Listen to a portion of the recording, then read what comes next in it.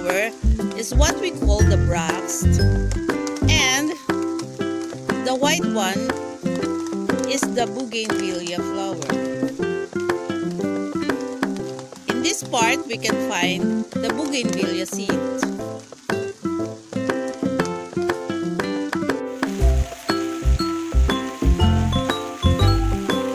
Bougainvillea is a fast-growing plant, so we need to trim them regularly.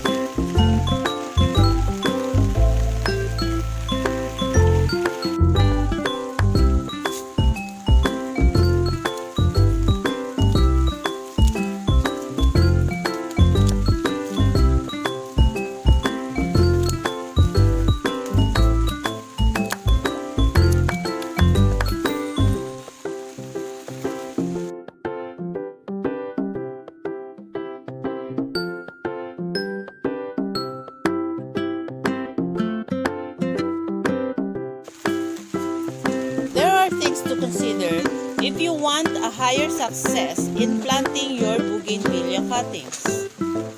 The maturity of the stem, planting medium, sanitation, weather condition, and method of propagation. Different maturity of the stems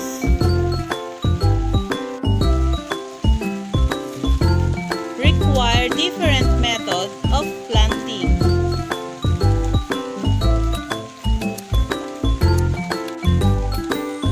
The young, thin stems of Bougainvillea is good for ICU, or what we call the controlled moisture method of planting the Bougainvillea stem. While the big, hard stems are good for direct planting method.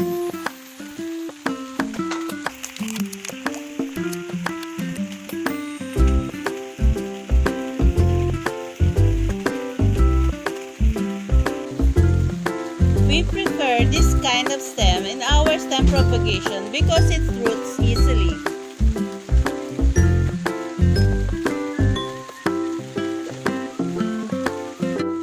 Our planting medium, we mix equal amount of coco peat, sand, and carbonized rice hull.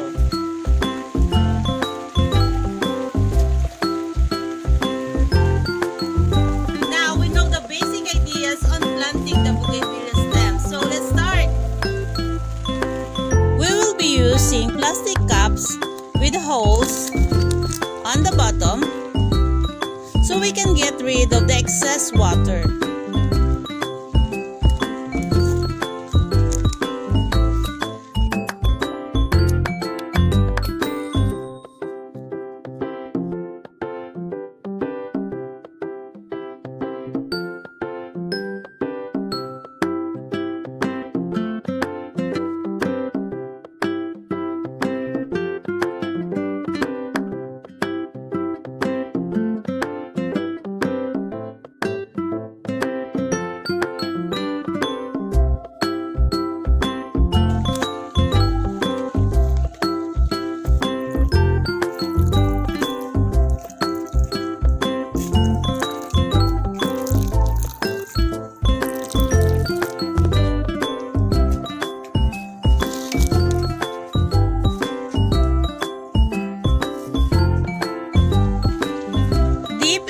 Powder before planting.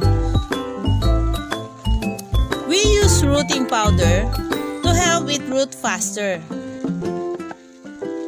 You can buy rooting powder on some garden centers or in some agricultural supplies.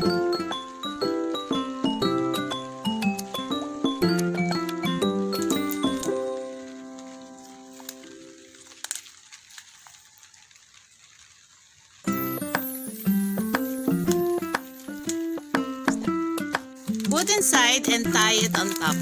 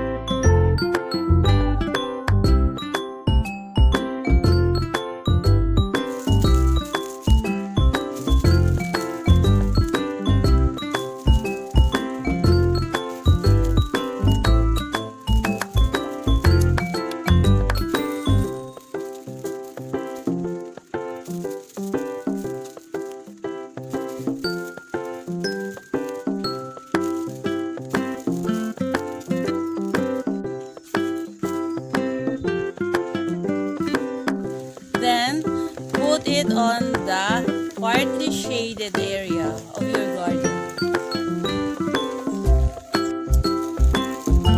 After 8 to 15 days, you can notice some roots coming out.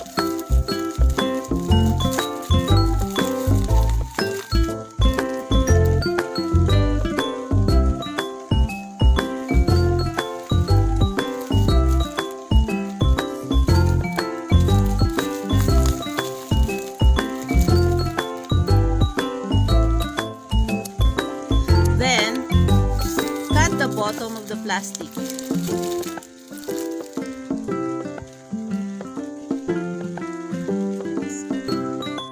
After 3 days, cut the top part of the plastic.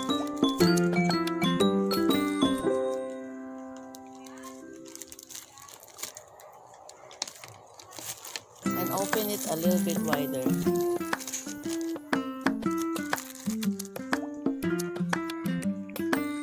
After 1 week, you can plant it on bigger pots.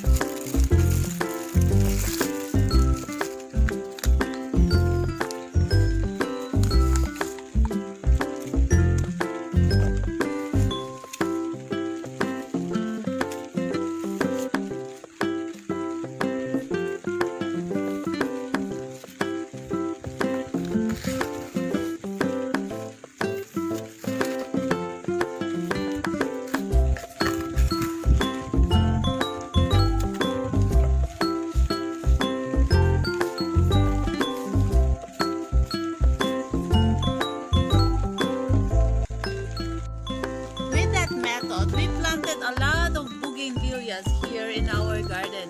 I hope using those techniques, you can also enjoy lots of bougainvillea blooming in your homes. Thank you for watching, and please subscribe to my YouTube channel and click the notification bell so you will be notified whenever we have a new video. You can also follow me on my Facebook and Instagram. Thank you for watching and keep safe, everyone.